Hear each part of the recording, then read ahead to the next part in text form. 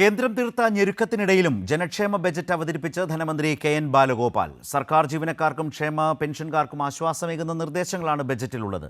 Service പെൻഷൻകാരുടെ കുടിശ്ശിക നിവാരണത്തിന് 600 കോടി രൂപ. ക്ഷേമ പെൻഷൻ കുടിശ്ശിക 3 ഗഡു സമയബന്ധിതമായി കൊടുത്തു തീർക്കും. ദിവസ വേതനക്കാരുടെ വേതനം 5% വർദ്ധിപ്പിച്ചു.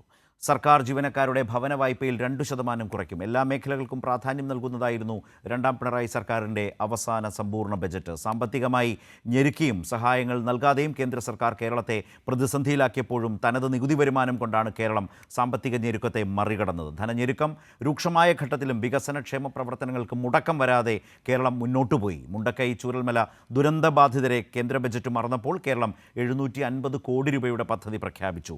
ഹ്രസ്വകാലാടിസ്ഥാനത്തിലുള്ള ക്ഷേമാശ്വാസങ്ങൾക്കും ദീർഘകാലാടിസ്ഥാനത്തിലുള്ള വികസനത്തിനും ബജറ്റ് ഒരുപോലെ ഊന്നൽ നൽകുന്നു. അർഹതപ്പെട്ടത് കേന്ദ്രം തരാതിരിക്കുന്ന സാഹചര്യത്തിലും ജനജീവിതവും നാടിൻ്റെ വികസനവും ഉപേക്ഷിക്കപ്പെടില്ല എന്ന് ഉറപ്പാക്കുന്നുണ്ട് ഈ ബജറ്റ്.